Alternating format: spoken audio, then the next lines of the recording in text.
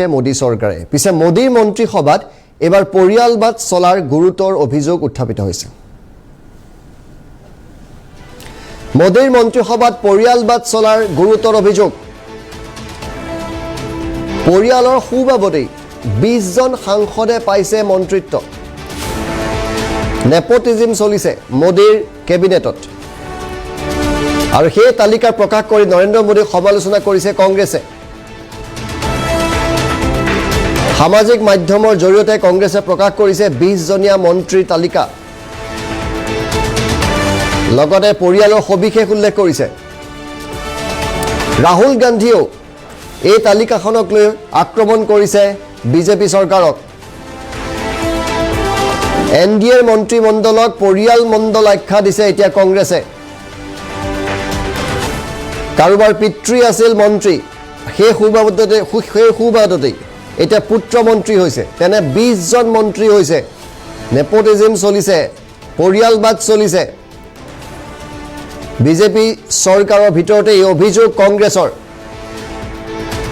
কোন এই 20 জন সাংসদ যাৰ পৰিয়ালৰ কৃপাত মন্ত্ৰী হ'বলৈ পাৰিছে এই অধিক জানিবলৈ আমি পুনে সংযোগ স্থাপন কৰিছোঁ সতীৰ্থ সুমন্তৰ সৈতে সুমন্ত আপোনাৰ হাতত যদি এই তালিকাখন আছে আপুনি দেখুৱাবনি যে কাৰ কাৰ নাম বা কোনে কোনে পৰিয়ালৰ সুবাবত মন্ত্ৰীসভাত স্থান লাভ কৰিছে হয় ঋতুস্মিন শৰ্মা শেহতীয়া নিৰ্বাচনতো এটা প্ৰসংগ উত্থাপন হৈছিল পৰিয়ালবাদ প্ৰধানমন্ত্ৰী নৰেন্দ্ৰ মোদীয়ে বিভিন্ন সময়ত প্ৰচাৰ চলাবলৈ গৈ বিভিন্ন স্থানত পৰিয়ালবাদৰ প্ৰসংগ উত্থাপন কৰি কংগ্ৰেছক এক প্ৰকাৰ সমালোচনাত থকা সৰকা কৰা দেখিবলৈ পোৱা গৈছিল কিন্তু তাৰ মাজতে আজিৰ দিনটোত প্ৰধানমন্ত্ৰী নৰেন্দ্ৰ মোদীৰ কেবিনেটখনক লৈ দেখিবলৈ পোৱা গৈছে আজিৰ দিনটো সোচ্চাৰ হৈ পৰিছে ৰাহুল গান্ধীয়ে খন্তেক সময়ৰ পূৰ্বে এটা বিশেষ টুইট কৰা পৰিলক্ষিত হৈছে আমি সম্ভৱ হ'লে সেই বিশেষ টুইটটো দেখুৱাম সমান্তৰালভাৱে 20 জনীয়া এখন তালিকা ইয়াত সন্নিৱিষ্ট কৰি দিছে এনডিএ কা মন্ত্ৰীমণ্ডল নহয় চাওক ইয়াত কৰ্তন কৰি দিয়া হৈছে পুৰণ চিন অৰ্থাৎ কাটি দিয়া হৈছে আৰু কোৱা হৈছে এনডিএ কা পৰিবাৰ মণ্ডল ইয়াত কাৰ নামে স্থান পাইছে 20টা নাম যিহেতু আছে মই 20টা নাম আপোনালোকক জনাব বিচাৰিছোঁ প্ৰথম নামটো ইয়াত দিয়া হৈছে এইচ.ডি.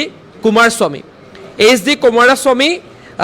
পূৰ্বৰ আচলতে যিগৰাকী প্ৰধানমন্ত্ৰী 1996 চনৰ পৰা 1997 চনলৈকে আছিল জনতা দল সেকুলাৰৰ যিগৰাকী প্ৰধানমন্ত্ৰী আছিল এইচ.ডি. দেৱগৌড়াৰ পুত্ৰ হয় প্ৰথমগৰাকী তালিকাখনৰ প্ৰথমতে তেখেতৰ নাম দিয়া হৈছে এইচ.ডি. কুমাৰস্বামীৰ আৰু তেওঁ এইচ.ডি. দেৱগৌড়া প্ৰাক্তন প্ৰধানমন্ত্ৰীৰ পুত্ৰ তাৰ পাছত নাম আছে জ্যোতিৰাদিত্য সিন্ধিয়া যদিহে মই সম্ভৱ হয় দেখুৱাবলৈ যত্ন কৰিছোঁ এয়া চাওক জ্যোতিৰাদিত্য সিন্ধিয়া শ্ৰী মাধৱৰাও সিন্ধিয়াৰ পুত্ৰ হয় মাধৱৰাও সিন্ধিয়া কোন আছিল ফৰ্মাৰ ইউনিয়ন মিনিষ্টাৰ প্ৰাক্তন কেবিনেট মন্ত্ৰী মাধৱৰাও সিন্ধিয়াৰ পুত্ৰ জ্যোতিৰাদিত্য সিন্ধিয়াৰ নাম কোৱা হৈছে উত্তৰ পূৰ্বাঞ্চলৰ এগৰাকী মন্ত্ৰীৰ নাম আছে উত্তৰ পূৰ্বাঞ্চলৰ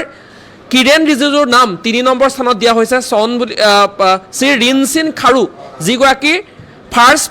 টাৰ্ম স্পীকাৰ অৰুণাচলৰ প্ৰথমগৰাকী কাৰ্যবাহী অধ্যক্ষ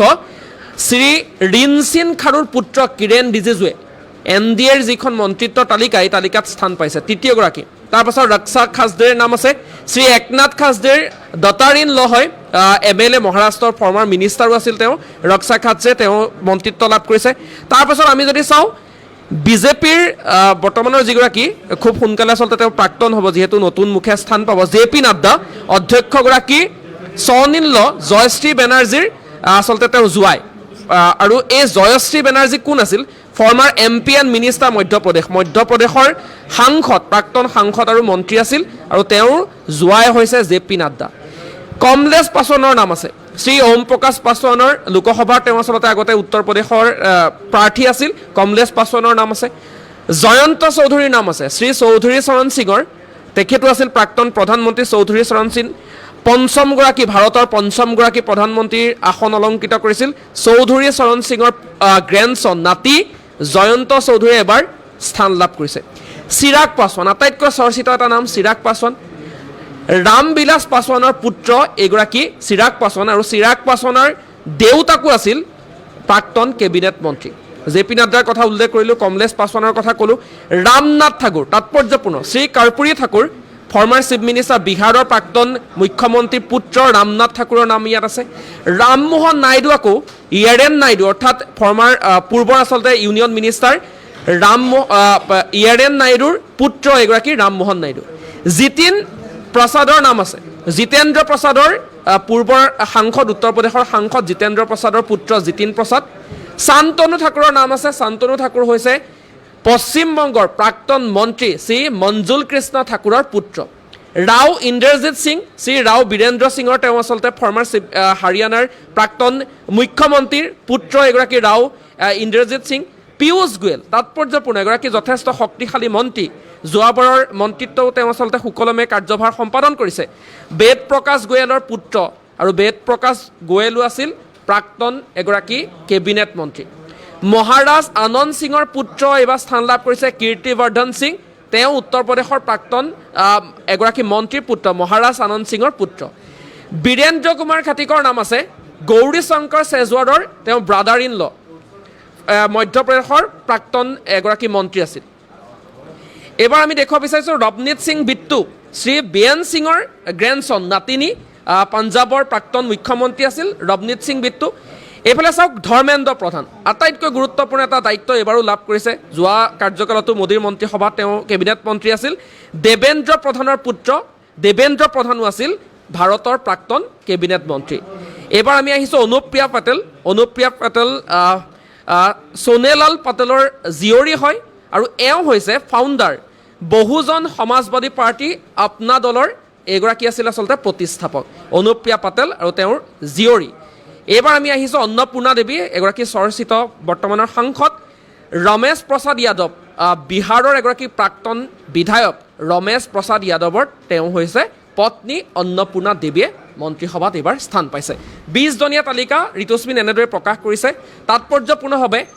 NDA মন্ত্ৰীমণ্ডল বুলি কোৱা হোৱা নাই NDA পৰিবাৰ মণ্ডল আৰু সমান্তৰালভাৱে এইফালে ৰাহুল গান্ধীয়ে বিশেষ টুইটত লিখিছে যে যি সংঘৰ্ষ সেৱা আৰু বলিদানৰ জৰিয়তে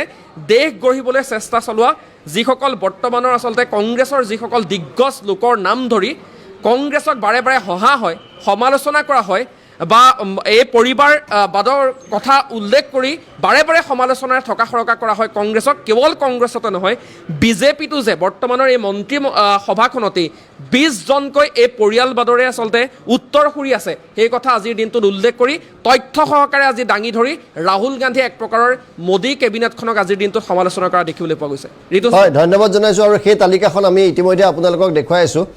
এইখনেই সেইখন তালিকা য'ত 20জনীয়া এখন তালিকা দিছে 20জন মন্ত্ৰীৰেই হয় পিতৃ নহয় তেওঁলোকৰ নিকটতম কোনোবা আত্মীয় আগতে হয় প্ৰধানমন্ত্ৰী আছিলে নহ'লে কেন্দ্ৰীয় মন্ত্ৰী আছিলে আৰু তেওঁলোকৰ সন্তান তেওঁলোকৰ আজুনাতি তেওঁলোকৰ জোৱাই সকল আহি পেলাই ইয়াত মন্ত্ৰী হৈছে গতিকে NDA মন্ত্ৰীমণ্ডল বুলি কোৱা নাই NDA ইয়াত পৰিয়াল মণ্ডল বুলি কংগ্ৰেছে অভিযোগ কৰিছে ৰাহুল গান্ধীয়ে এই তালিকাখন ৰিটুইট কৰিছে